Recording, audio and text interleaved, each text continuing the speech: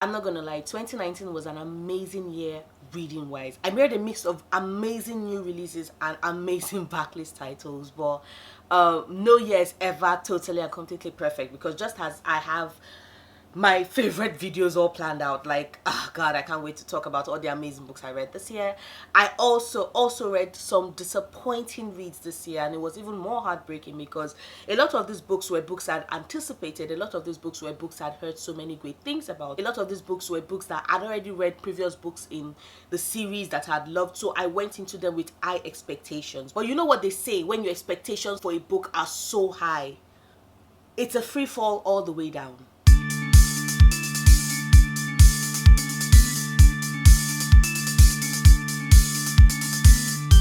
So we'll start with the very first disappointing book I encountered this year, and that is, yes, A Curse so Dark and Lonely by Bridget Kemmerer. What can I say? God, how best to put this?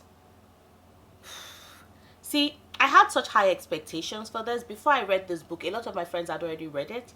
They had such amazing things to talk about this book. I appreciated the fact that Harper was not like every other girl, and I also hated the fact that Harper was not like any other girl. And I will explain that in a moment. I appreciated the fact that Harper was not like every other girl because this heroine is kick-ass, is amazing. She swings first, then asks questions later. Her loyalty runs deep, even extends to a kingdom where she was kidnapped too. Like, she legitimately was thinking about these people who she didn't know from Adam before she was kidnapped. And with all of this, she's rescuing people, she's kicking ass and taking names, and she has cerebral palsy, and she's refusing to be treated like anything less just because of the fact that she is a girl with disabilities. She refuses to let them define her, and she's one of a kind, and I love her. But I also hated the fact that this entire book was just a big, massive, not like any other girl fest.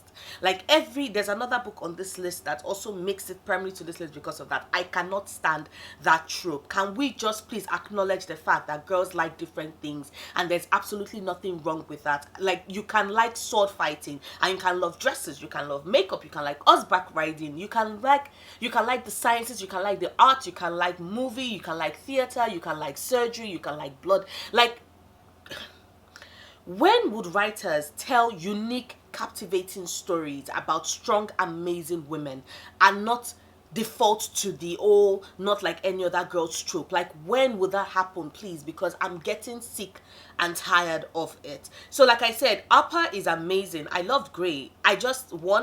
I think the reason is that I am not a big fan of Beauty and the Beast as a fairy tale. So if you're going to tell me a Beauty and the Beast fairy tale retelling, it has to be really captivating. And this book was boring for a lot of it. In fact, I'm not gonna lie, the start of this book was so boring. The only reason why I finished this book successfully was because I never DNF a book. Because if I DNF books, I probably would have DNF this like really, really early. I also didn't like the fact, when you're telling a fairy tale retelling, there are certain tenets that you have to follow for it to seem close to the fairy tale. And the whole point of Beauty and the Beast, the fairy tale, is that the curse can only be broken by true love's kiss, right? And it was all about her going through Stockholm syndrome and arriving at the fact that she loved the beast. That is the whole basis of that fairy tale. And the way in which this book ended, there was nothing.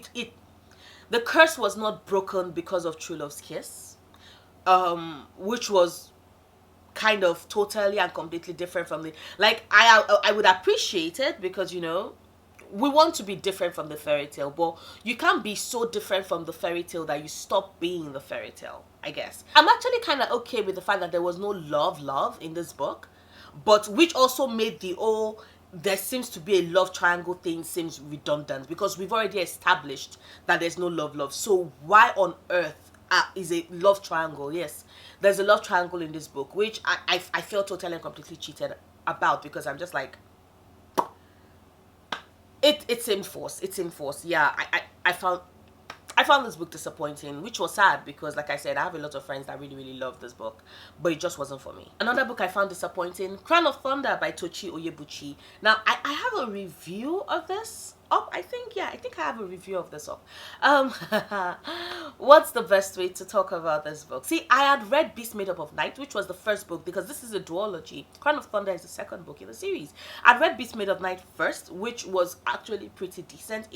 Yeah, there were a lot of things that were rushed, but I believed strongly that the second book was going to redeem it. Who knew that the second book was, for me, was going to be worse than the first book? So many plot twists made no sense. So many plot developments were rushed. Some of these characters suddenly did character 180 total changes. There was no justification.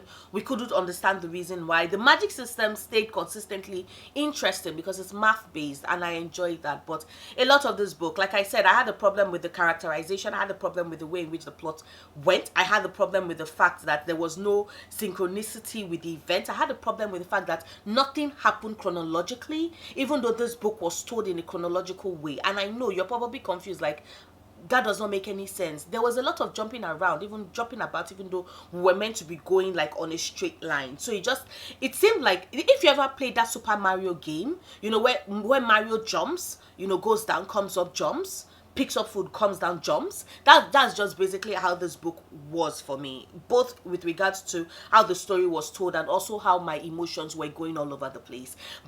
And it was so, like I said, it was so heartbreaking because, like, I met Tochi when he came to Akefest last year. So, and you know, he signed my books. We talked. That was even the reason why I picked up his book, because I liked him as a person, as a writer, and I'm definitely going to keep reading more of his books because I sincerely hope that there will be a Tochi Onyebuchi book that I would enjoy. But the Crown of Thunder just kind of ruined this entire duology for me. So, yeah, not a big fan. Not a big fan. Like, and the cover is so pretty, which further breaks my heart.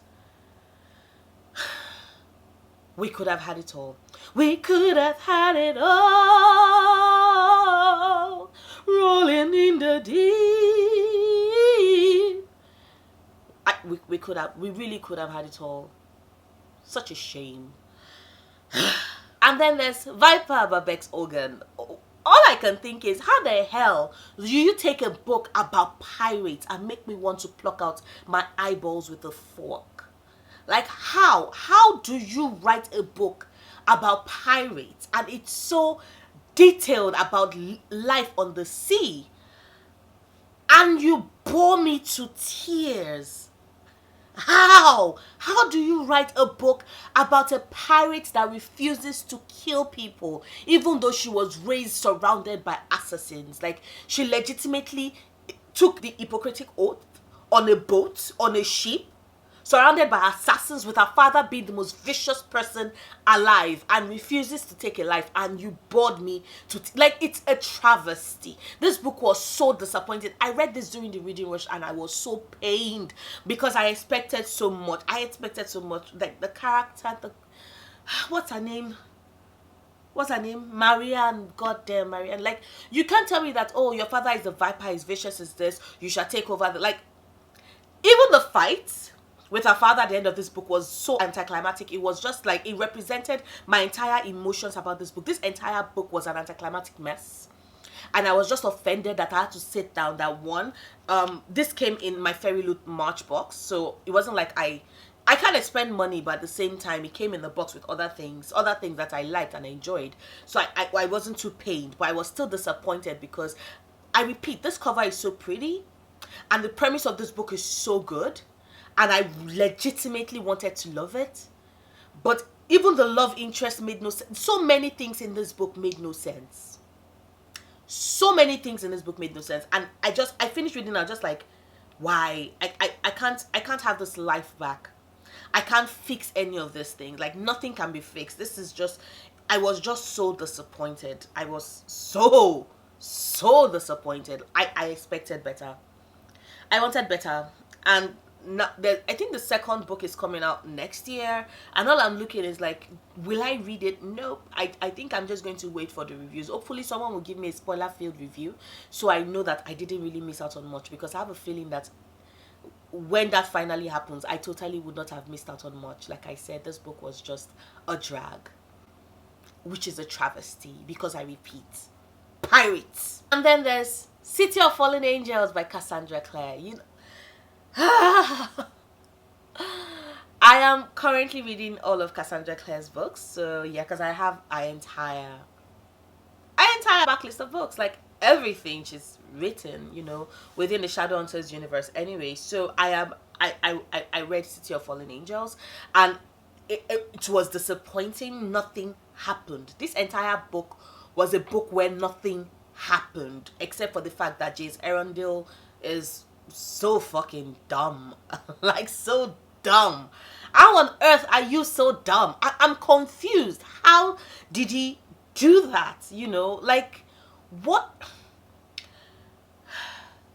How is it that it's the girl who has not been a shadow hunter for up to 3 months, 6 months? And also, that's the thing, concept of time in these books. Like, a lot of each of these books happened within the space of 3 weeks. I think when I realized how much time had passed, I was shocked, because I'm like, I'm sorry, wait, what? It's not even been up to 6 months. I think it's barely 6 months for this entire series I've been reading so far. I'm still surprised. But anyway, how on earth is it that someone that has not been a shadow hunter for up to 6 months figured out what was happening before you, the shining light, the jewel in everybody's eyes, the master shadow hunter, did? Like, is it that he's all bronze and zero brains? Like, someone explain it to me. Because I kid you not, this entire book was just of Jace just being so tortured, and when you find out why and you realize how it could have been avoided, I'm just rubbing my I'm like legitimately rubbing my temple. I'm that gift of rubbing my temple, because I don't know what to say at this point.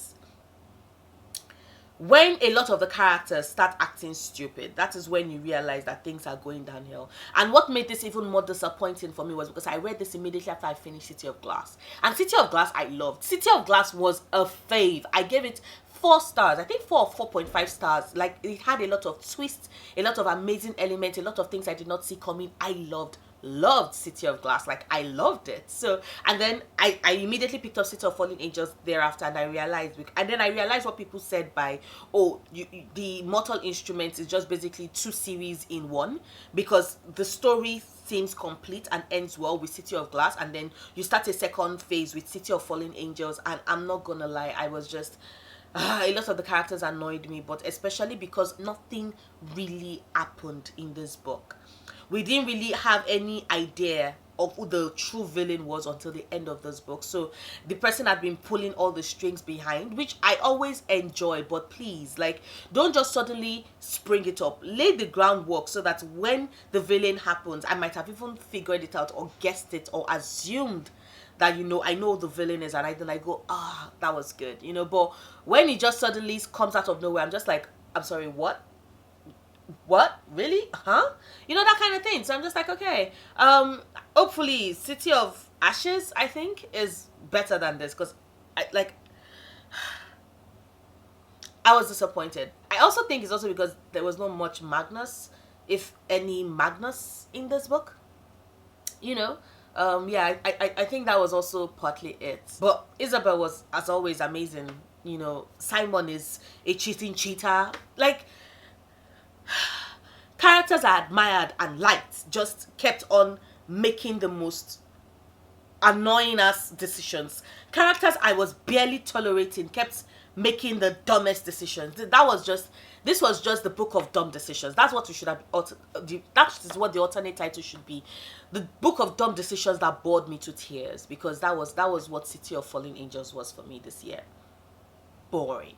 And then I read Neanderthal 6 Human by Penny Reed. Now, if you saw my last wrap up, you already watched me go into an intense emotional rant about how much I hate that book. And why did I consider it disappointing? Because I had such high expectations. People were like, oh, Penny Reed has this amazing style. You would laugh. Her characters are fun and quirky. Yes, fun and quirky, but please, why are your characters dumb? Like, why is that lead character, whose name... Jane, I think. Was it Jane Morris? I hope it's Jane Morris. If it's not Jane Morris, I don't care. That's how much I do not like that character. But why on earth is your lead character so stupid? She is so stupid. Like, I like reading about characters that are intelligent. Like, intelligence important to me, because I think stupidity can be, especially extreme stupidity, I think it can be pretty contagious. And I read I read so many books that I find it heartbreaking when I see said stupidity in a character, because I'm just looking at that character and be like, how are you so goddamn dumb? Like, how did you survive to your big grown-up year? Like, how did she become a full-grown adult with that level of stupidity? The character was stupid. Penny Reed also filled it with a lot of not like other girls, you know, to try and make her, you can build a quirky character, not still go back, oh, those girls are slumped, those girls are plastic, those girls are vulgar. Like, I'm like, seriously, in this day and age, in this decade, like, authors, we're going into a new decade. Can we all just promise to do better? I repeat, you can give your characters all the quirky traits, but please don't bring in not like other girls. Other girls are this is why she is so much more special. Your character can be made special without degrading all the other women. Like, please, can we just stop? And like I said, the entire basis of this entire book, like, this entire book would not have happened or would not have taken so long. And that's another thing. Imagine reading that sort of disappointing read, and for it to be almost 15 or 16 hours on Audible. Like, I had to sit with a voice in my ears for 16 hours. That is torture. That is legitimately, people can make that some form of torture, because that is torture. But, God, disappointing. I sincerely hope the rest of the books in the series are better. Like, the second and third book are better. Because if not, I'm that is one series I'm never going to finish. Maybe a bearded Winston Brothers something will be better. But Neanderthal 6 human. Nope. Disappointing. And then there's the final disappointing read of the year, In the Unlikely Event by L.J. Shen, which is funny because when I'm talking about my favorite backlist titles, you're going to hear her again. But yeah, my most disappointing read of the year, L.J. Shen, In the Unlikely Event. I also spoke about it in my November wrap-up. You can check that out. But yeah, I found it disappointing. I cannot stand miscommunication. And when the entire premise of your book is miscommunication, I'm offended. I cannot stand the fact that society likes to trivialize the rape of men. And when, spoiler alert, if you still plan on reading this book, but please, this has spoilers that you absolutely need, you know, if you want to get into this book, because I wish someone had spoiled it for me, so I would not have bothered wasting my time or my money on this book, on the audiobook. Like, thank the universe I could exchange the credit for something else, because I would have been offended if that book was still on my phone. A large core part of the book is the rape of a man who was raped and then got tricked into marrying his rapist, and then his rapist had a child for him, and then eventually when he did get together with the love of his life, he ended up naming their child after his rapist. That's just basically the entire premise of the book. If you take away the miscommunication and the rape, nothing actually happened in the entire book. And it's so sad because I was legitimately anticipating In the Unlikely Event. ITUE was high on my list. Like, I got to give it to Lee. LJ Shen can market the hell out of a book. Like, she can market a book. I have to give it to her. Like, she was legitimately marketing this book so hard. I was salivating at the thought of reading it. When the minute it dropped, I was really anxious because it was not available. I think it dropped a day early. It was coming out on Tuesday, and people had already started reading it by Monday, because it did early release on Kindle. So a lot of people had already read it. I had to wait until officially Tuesday when it came out, and I think on Wednesday it was released on Audible. Yeah. A disappointment. Absolute and total, complete disappointment. But yeah, those are my most disappointing reads of 2019. A mixture of new releases and backlist titles, but the 6 books, it's been a waste. Oh, such a waste. Oh, what can I do? I just don't know what to do. 2020, please treat me better. Although I have zero expectations that I'm not going to also run into disappointing reads. It's just the fact of life. The life giveth, and life giveth great books, and life also giveth the most disappointing books, and we just have to learn to accept them in whatever form they come, I guess. So yeah, these are my 6 most disappointing reads. Let me know down in the comments below, what were some disappointing reads you read this year? Just let me know. Drop them down in the comments below. If you like this video, please do not forget to give it a big thumbs up. Check out my other videos. Subscribe if you want to. And also click the notification bell as well, because like I'm certain you all don't know, I dropped a video on Monday. I dropped a tag video on Monday, which is totally different from, you know, my usual thing. So like I said, click on the notification bell so you know every time I drop a video, even though, yeah, my regular upload dates are Sundays, Wednesdays, and Fridays. I will see you soon. Until then, stay passionate, love books, love yourself. Bye.